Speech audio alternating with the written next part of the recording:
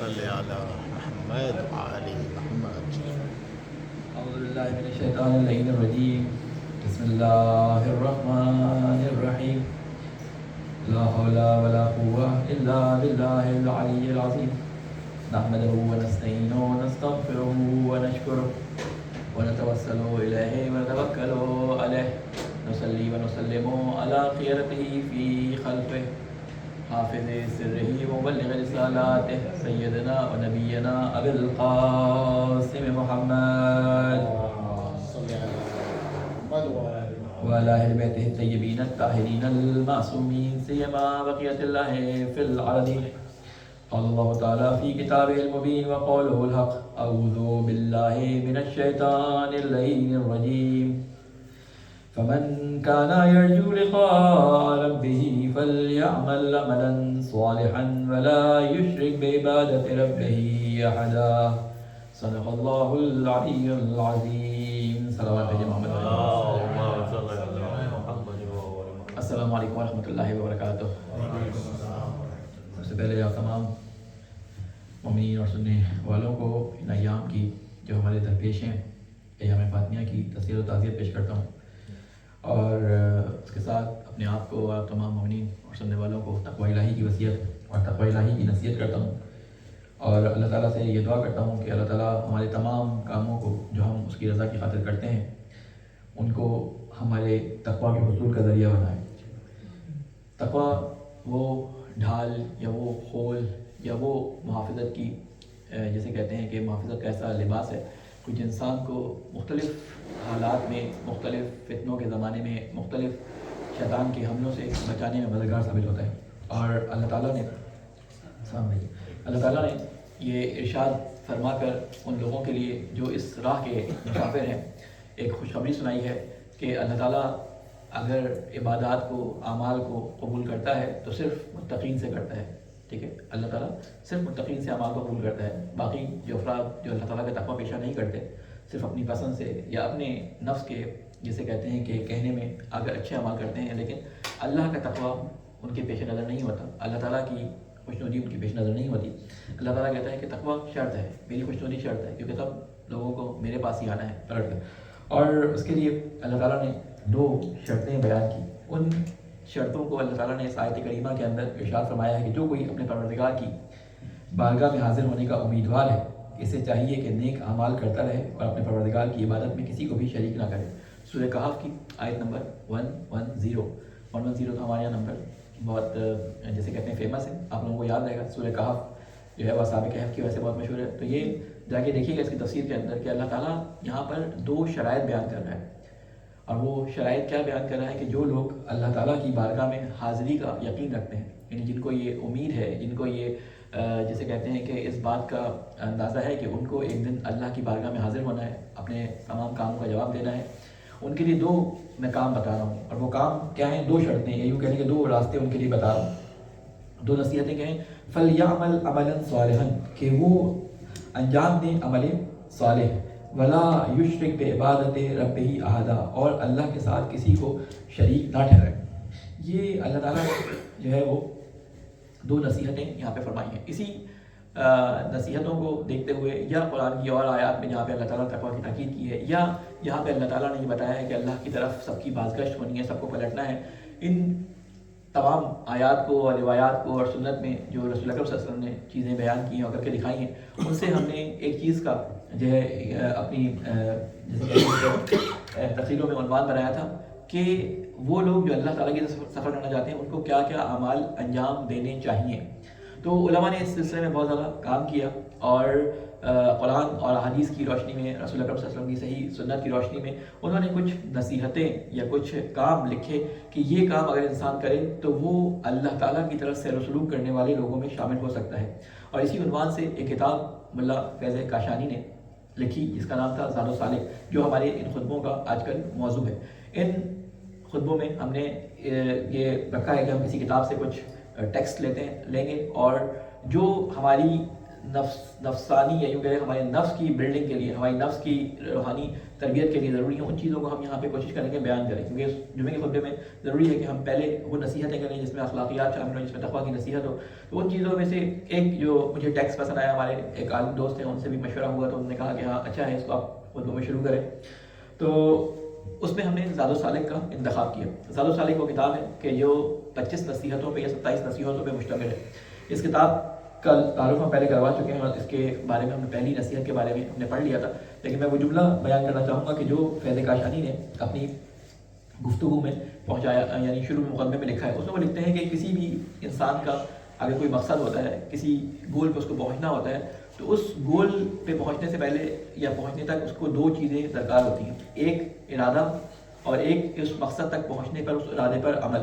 اب بہت سارے لوگ ایسے ہوتے ہیں کہ جو ارادہ کر لیتے ہیں لیکن ان کا ارادہ اتنا طاقتور اور اتنا قوی نہیں ہوتا کہ جو ان کو عمل پر آمادہ کر سکے، عمل پر اکسائے، عمل اس ارادے کے نتیجے میں ان کے اعمال سے، ان کے افعال اور اعمال سے صادر ہو. تو اس کے لیے وہ فرماتے ہیں کہ اس راہ پر چلنے کے لیے صبر و حوصلہ اور مسلسل محنت کی ضرورت ہے، اور اگر مقصد تک پہنچنے کا قصد کرنا ہے تو قصد کی طاقت اتنی زیادہ ہونی چاہیے کہ وہ اس کو عمل پر جو ہے وہ حکم دے، اس کو عمل کرنے کی، جسے کہتے ہیں کہ توفیق عطا کرنا، توفیق دے، یعنی اتنا اس کے اندر ارادے کے اندر طاقت ہونی چاہیے.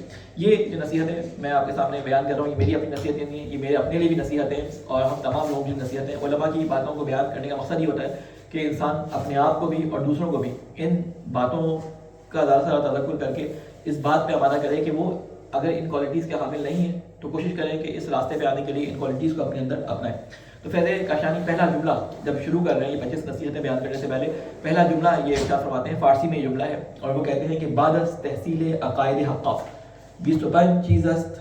کہتے ہیں کہ تحصیل کہتے ہیں حاصل کرنے کو، عقائد حقہ یعنی سچے عقیدے عقائد کو حاصل کرنے کے بعد، یعنی جب وہ انسان عقائد کے اندر اپنی بیس کو مضبوط کر لے تو اس کے بعد یہ 25 کام کرنے ہیں.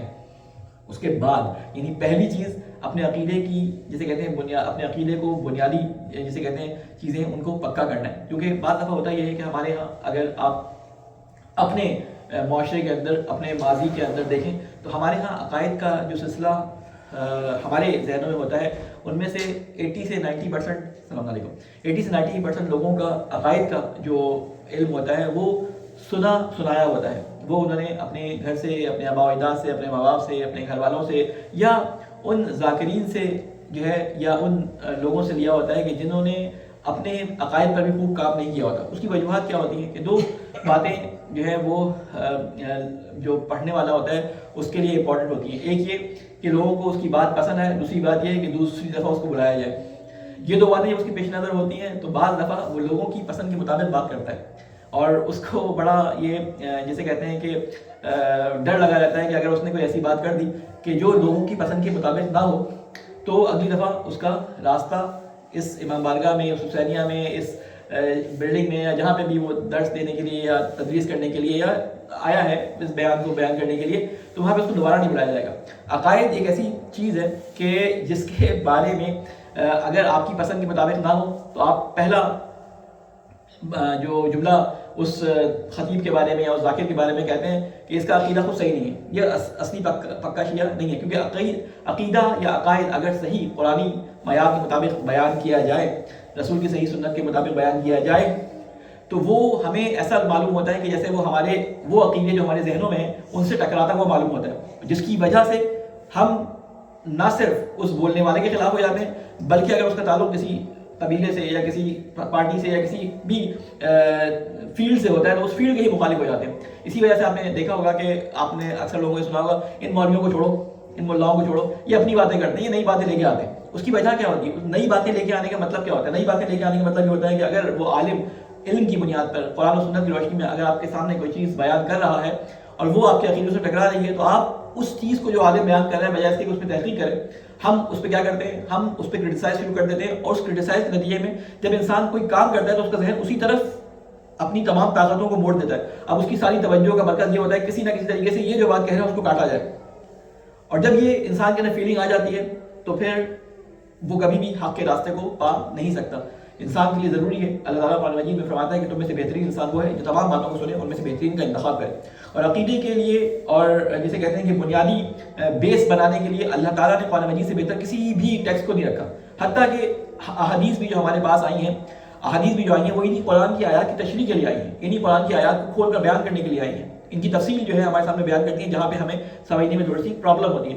رسول اکرم صلی اللہ علیہ وسلم نے اگر کوئی چیز ہمیں تبلیغ فرمائی ہے یا کوئی چیز ہمیں بیان فرمائی ہے تو اس میں سب سے پہلی چیز کیا ہے؟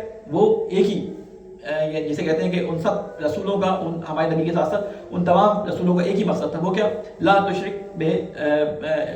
بہ احد، کہ اللہ تعالیٰ کے ساتھ کسی کو بھی شریک نہ ٹھہرا. پہلا موٹو، یعنی پہلا جو ان کا ایجنڈا تھا، جو لوگوں کو بتانا تھا، وہ کیا تھا کہ شیطان سب سے پہلا جو حملہ کرتا ہے انسان کی توحید پہ حملہ کرتا ہے. اور توحید ہی ہے جو نبوت پہ یا امامت پہ یا عدل پہ یا قیامت پہ اعتقاد کا ذریعہ بنتی ہے. اگر توحید انسان کی کمزور ہو تو اس کا عقیدہ نبوت پہ بھی، اس کا عقیدہ امامت پہ بھی، اس کا عقیدہ معاد یعنی قیامت پہ بھی، اس کا عقیدہ عدل، تمام چیزوں پہ اس کا عقیدہ کمزور ہو جاتا ہے اگر اس کی توحید مضبوط نہ ہو. اس لیے ضروری ہے کہ توحید یا عقائد کی جتنی بھی بحث ہے اس کو اپنے ذہنوں میں پکا کرنا ہمارے لیے سب پہ واجب ہے، واجب عینی ہے. واجب عینی ہے، اس کو چھوڑنا محال ہے، جس کو چھوڑا نہیں جا سکتا. تو یہ فرماتے ہیں کہ تمام ان 25 نصیحتوں سے پہلے سب سے پہلے کیا ہے؟ عقائد حقہ کی تعلیم پہلے ہونی چاہیے. بعض دفعہ ایسا آپ نے سنا ہوگا اور سننے کو آپ کو ملا ہوگا کہ لوگ کہتے ہیں کہ ہمارا عقیدہ مضبوط ہے، ہم انشاءاللہ بخشے جائیں گے. خالی عقیدے کی بنیاد پر اللہ کے یہاں بخشش نہیں ہے. خالی عقیدے کی بنیاد پہ اللہ کے یہاں بخشش نہیں ہے کہ آپ کا کوئی عقیدہ ہو، کیونکہ عقیدہ جو ہے وہ بیس ہے، بنیاد ہے. کسی بھی عمارت کی جس طرح بیس ہوتی ہے، بنیاد ہوتی ہے، اس کے اوپر عمارت تعمیر کرتی ہے. یہ عمارت تعمیر ہوتی ہے. عقیدہ وہ بنیاد ہے جو آپ کے دین کی عمارت کو تعمیر کرنے کے لیے ضروری ہے. اس میں نماز، روزہ، حج، زکوٰۃ اور جتنی فروع دین ہے اور جتنی ساری چیزیں، یہ اس کی دروازے، کھڑکیاں، دیواریں اور اس کے جو ہے ڈیکوریشن کا سامان ہے. لیکن جب تک بیس مضبوط نہ ہو، یہ دیواریں، یہ چھت، یہ کھڑکیاں، یہ دروازے، یہ کام نہیں آتے. ایک ہوا کا جھونکا ان کو گرا دیتا ہے. اس لیے خالی عقیدہ اور خالی عمل دونوں بیکار ہیں. بیکار اس لیے کہہ رہا ہوں، یعنی اس حدیث کی جسے کہتے ہیں کہ جو مطالعہ تھوڑا بہت ہے اس کے نتیجے میں یا علماء سے جو استفادہ کیا اس کے نتیجے میں کہتے ہیں کہ اس کی مثال میں کئی دفعہ دے چکا ہوں، اس کو دوبارہ آپ کے سامنے دوں کہ آپ بہت سارا سامان جو ایک گھر کی تعمیر کے لیے ضروری ہے وہ جمع کر لیں، اور اس کو جمع کرنے کے بعد بغیر بنیادوں کے اس کو زمین پر اس اسٹرکچر کو کھڑا کر دیں. سامنے دیکھنے میں وہ بظاہر جب تعمیر ہو رہا ہوگا بڑا خوبصورت لگے گا، بننے کے بعد بھی بڑا خوبصورت لگے گا. اور جب ایک ہوا کا تیز ہوگا یا ایک طوفان یا ایک آندھی چلے گی تو یہ پہلے ہی جھکڑ میں یہ خوبصورت بنی بنائی عمارت جو ہے ڈھہ جائے گی. اس کی وجہ کیا ہوتی ہے؟ اس کی وجہ یہ ہوتی ہے کہ آپ نے اپنے جیسے کہتے ہیں نمازوں کے ذریعے، بہت کثرت روزے کی وجہ سے، آپ نے بہت زیادہ جیسے کہتے ہیں اپنی عبادات کی وجہ سے عبادت تو تعمیر کر لی، لیکن ہمارا کیونکہ عقیدہ ہمارا جو ہے وہ صحیح بنیادوں میں نہیں تھا، قرآن کے مطابق اور رسول کی صحیح سنت کے مطابق نہیں تھا، تو یہ عمارت ہماری ڈھہ جائے گی. اس کے لیے بڑا مشہور قصہ اب وہ حضرت موسیٰ سے منسوب کرتے ہیں بعض دفعہ کہ حضرت موسیٰ کے زمانے میں ایک شخص تھا، یا فرشتوں کی ایک حکایت بیان کی جاتی ہے جو ہمیں ملتی ہے. وہ حکایت یہ بیان کی جاتی ہے کہ ایک شخص کسی جگہ پہ موجود تھا، بہت سرسبز جگہ تھی، اور وہ وہاں پہ دن رات عبادت کرتا تھا. تو فرشتے اس کو دیکھ کر حسرت کیا کرتے تھے. آپ کو معلوم ہے کہ فرشتے ہمارے لیے دعائیں کرتے ہیں. جو شخص اللہ تعالیٰ کی عبادت میں، اللہ تعالیٰ کے راستے پر تیز اور تند جا رہا ہوتا ہے، فرشتوں کا کام یہ ہوتا ہے کہ وہ اس شخص کے لیے جو ہے وہ دعا کریں، اللہ تعالیٰ سے اس کی بخشش طلب کریں. قرآن مجید میں اس طرح کی بہت ساری آیات ہیں. اگر آپ مختلف سوروں کو پڑھیں تو اس میں یہ ملتا ہے کہ یہ فرشتے ہمارے لیے گواہی دیں قیامت کے دن. یہ فرشتے ہمارے لیے اللہ تعالیٰ کے یہاں شفاعت کریں، ہماری سفارش کریں. تو فرشتوں نے وہاں پہ اللہ تعالیٰ سے سوال کیا. یہ حکایت کے عنوان سے سنا رہا ہوں، کوئی حدیث نہیں ہے، کوئی روایت نہیں ہے، کہ حکایت کے عنوان سے کہ فرشتے نے سوال کیا کہ اے اللہ، ہم چاہتے ہیں کہ اس آدمی کا مقام دیکھیں. تو اللہ نے جو مقام بتایا تو فرشتے اس سے جو ہے وہ راضی نہیں ہوئے. یعنی ان سے کہا اے اللہ، یہ تو اتنی عبادات کرتا ہے، سارا دن یہ سجدے میں، سارا دن یہ تسبیح میں، سارا دن یہ ذکر میں رہتا ہے، تو اس کا مقام جو آپ بیان فرما رہے ہیں یہ تو کم ہے. تو فرشتے کو اللہ تعالیٰ کہتے ہیں کہ تم جاؤ اس کے پاس، اور جانے کے بعد کچھ وقت اس کے ساتھ گزارو، پھر اس کے بعد جو ہے وہ میں تم سے یہ بات پوچھوں گا. یہ شخص آ جاتا ہے اور اس آدمی کے ساتھ جو ہے عبادت میں یہ بھی مشغول ہو جاتا ہے. اب چاہتا ہے بات کرنا، اس کی نماز دوبارہ شروع ہو جاتی ہے. خیر اللہ اللہ کر کے اس کی جب نماز ختم ہوتی ہے، کوئی ایسی موقع ملتا ہے، اس سے بولتا ہے کہ آپ بڑے نیک آدمی ہیں، بڑے صالح آدمی ہیں، اور مجھے آپ کو دیکھ کر بڑی ترغیب ہوئی، میں بھی آپ کی طرح جو ہے چاہتا ہوں عبادت کرنے والا بن جاؤں. میں آپ سے ایک سوال کچھ سوال کرنا چاہتا ہوں. کہتے ہیں کیا؟ کہتے ہیں آپ اتنی خوبصورت جگہ پہ موجود ہیں، یہاں پہ ہر طرح کا جسے کہتے ہیں سکون جو انسان کو چاہیے ہوتا ہے وہ سکون موجود ہے. پانی کے جھرنوں کی آوازیں ہیں، پرندے چہچہا رہے ہیں، گھاس لہلا رہی ہے، نرم ہوا چل رہی ہے، نہ سردی ہے نہ گرمی ہے، بڑا اچھا موسم ہے. تو آپ کو یہاں پہ دیکھ کر کیا محسوس ہوتا ہے؟ کہتے ہیں کہ تمام چیزیں بہت اچھی ہیں، لیکن مجھے بس اللہ تعالیٰ سے ایک جو ہے وہ چاہت ہے یا شکایت ہے کہ کاش اللہ تعالیٰ ایک گدھے کو بھی میرے ساتھ یہاں پہ پیدا کر دیتا. تو کہتے ہیں کہ کیوں گدھے کو کیوں پیدا کر دیتا؟ کہتے ہیں اتنی ساری گھاس ہے کہ یہ ضائع آتی ہے, اگر ایک گدھا ہوتا تو کم از کم یہ گھاس ہی کھا لیتا. تو اس فرشتے کو سمجھ آتا ہے کہ یہ عبادتوں میں تو بہت اچھا ہے, لیکن عقلی لحاظ سے یہ بالکل ہی جس کی یہ خواہش کرے اس کے مطابق اس کے برابر ہے یہ. تو جب اس کو سمجھ آتا ہے کہ کیوں اللہ تعالیٰ نے اس کا مقام زیادہ نہیں بتایا, تو کہنے کا مقصد یہ کہ انسان کی عقل بہت ضروری ہے عبادات کے ساتھ, اور عقل ہی تجزیہ کرنے کی صلاحیت رکھتی ہے, عقل ہی صحیح و غلط کو پہچاننے کی صلاحیت رکھتی ہے. جب ہمارے پاس کوئی بات آتی ہے تو اس کو پرکھنے کے لیے اللہ تعالیٰ نے عقل کو ہی کسوٹی بنا ہے. تو مسلسل جسے کہتے ہیں حوصلے اور جسے کہتے ہیں کہ صبر کے ساتھ اس پہ ہمیں مسلسل چلنا ہوتا ہے اس راستے میں. تو اس راستے میں چلنے کے لیے علماء نے جو ہے وہ بہت ساری کتابیں لکھی, اور ان بنیادوں کو مضبوط کرنے کے لیے علماء نے جسے کہتے ہیں اپنی خون جگر کو لگا دیا, اور کئی سالوں کے مطالعے کے حاصل پر انہوں نے کتابیں لکھی. شیخ صدوق نے, ٹھیک ہے, سید مرتضیٰ نے, اور خود یہ فیض کاشانی نے, خود اس کے بعد اگر آج کل کے زمانے میں دیکھا جائے تو اللہ تعالیٰ کرے آپ کا آیت اللہ مکانی شیرازی نے, اور بہت سارے آیت الزام جو آج کل کے زمانے میں ہیں, انہوں نے کتابیں لکھی. ایک صلوات بھیجو عمر والے محمد, تھوڑی سی جگہ دیتے ہیں آپ لوگ, یہاں سے لوگ آ جائیں, تھوڑا سا آگے آ جائیں. تو ایک اور صلوات بھیجو عمر والے محمد.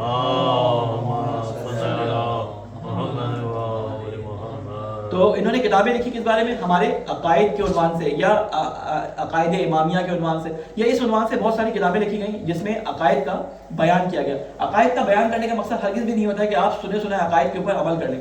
عقائد, عقیدہ, یا جو بھی جسے آپ کہتے ہیں کہ اصول دین, ان کے لیے ضروری ہے کہ آپ اپنی تحقیق کے بعد جو ہے اس ہدف تک یا اس مقصد کو اپنے ذہن میں کلیئر کر سکیں. اگر آپ توحید پہ کوئی نظریہ بنانا چاہتے ہیں تو آپ کو کسی کے کہنے پر عمل نہیں کرنا, بلکہ آپ کو اس کہنے کے مطابق جو اس نے دلائل بیان کیے اس کے مطابق اپنے ذہن کو قانع کرنا ہے کہ یہ جو اس نے دلیل بیان کیا آیا وہ صحیح ہے, آیا وہ صحیح نہیں ہے. اس کے مطابق اپنے آپ کو انسان جو ہے وہ ٹرین کرے کہ کس طرح اپنے عقیدے کو پرکھنا ہے. میں کئی دفعہ اس واقعے کو آپ کے سامنے بیان کر چکا ہوں کہ ہمارے زمانے میں یہ چیز ناپید ہو چکی ہے. ناپید کیا, بالکل نہ ہونے کے برابر ہو گئی ہے. وہ کیا کہ پہلے زمانے میں کوئی کتنا بھی بڑا عالم ہوتا تھا, کتنا بھی بڑا جسے کہتے ہیں صحابی ہوتا تھا, یا کتنا بھی بڑا امام کا نزدیکی ساتھی ہوتا تھا, ان کا طریقہ کار یہ ہوتا تھا کہ وہ رسول کے پاس یا امام کے پاس آتے تھے, اور آنے کے بعد اپنے عقیدوں کا بیان کرتے تھے کہ میں یہ عقیدہ رکھتا ہوں, اس پہ آپ بتا دیں کہ کوئی غلطی ہے تو میں اس کو اپنے لیے درست کر لوں.